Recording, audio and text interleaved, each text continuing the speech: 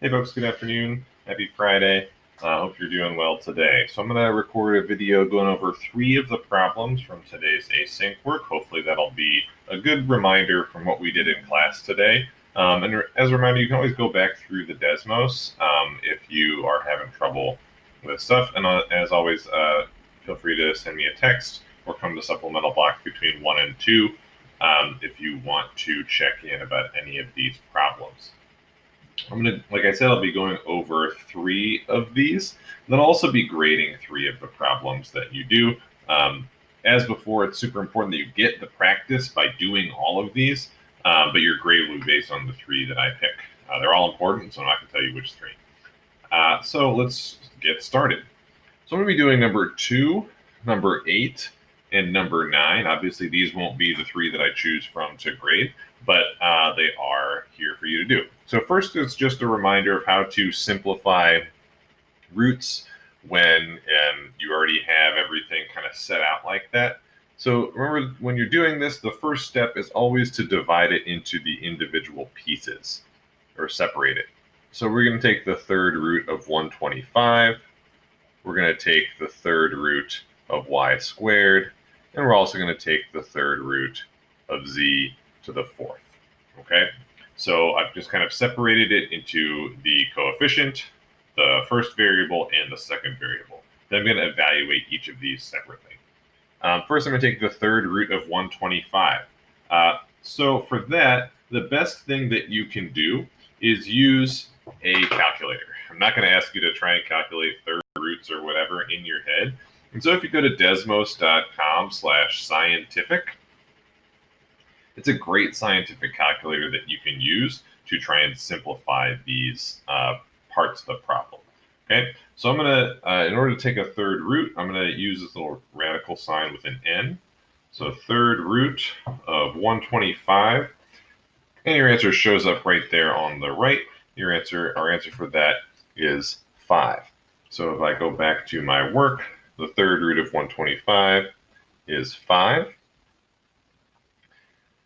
Remember from our problems on Wednesday, remember the exponent underneath the radical sign, that's going to be the numerator in our rational exponent, and then the denominator there, so 5y to the 2/3 power, and then z to the 4/3. And that's it. That's as simple as we can go. We can't get any simpler than that. All right. Next, I'm going to do number 8. So number 8 involves multiplying different radical expressions. And so the first thing that we need to do is to combine to check to make sure that we are dealing with the same root. We've got a square root of xy. We're multiplying by a square root of 4xy. So we can, in fact, combine these to make a single problem. So we have xy times 4xy. And now I'm going to rewrite this as just a single thing with the appropriate exponent. So we have a 4. X times x is x squared. Y times y is y squared. And so now I have 4x squared y squared. And once again, I'm just going to separate this into parts. All right, so I have the square root of 4, the square root of x squared, and the square root of y squared. And when you do that, you end up with 2.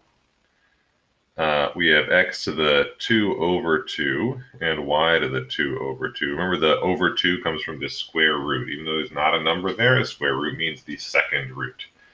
And finally, I'm going to simplify this. 2 over 2 is 1 for both cases, leaving us with an exponent of 1, which we actually don't need to write. Right? Anything to the first power is itself.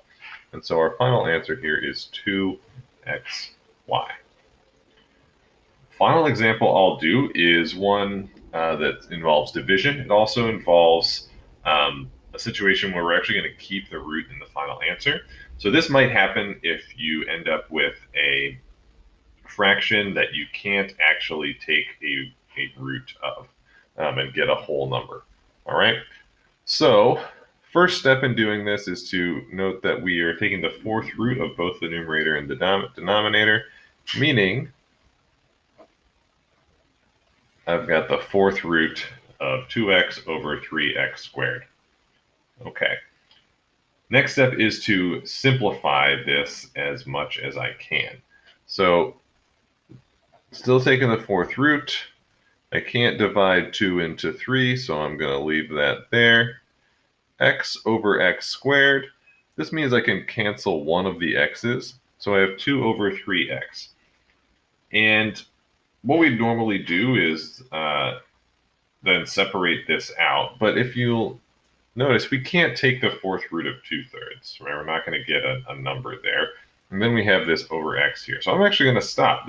I'm done with this problem because I can't simplify it any further and get either a whole number or a rational exponent. And it's fine to leave your final answers like this if you can't actually simplify it any further. Okay, so this is one of the this is an example where we can't go further than this, and this is still correct. We've still simplified this root. Okay, so hopefully that was helpful. Again, I'm grading 3 of these questions. Hopefully, if you have trouble, you'll reach out, and I'll see you in class next week. Thanks very much, and have a great weekend.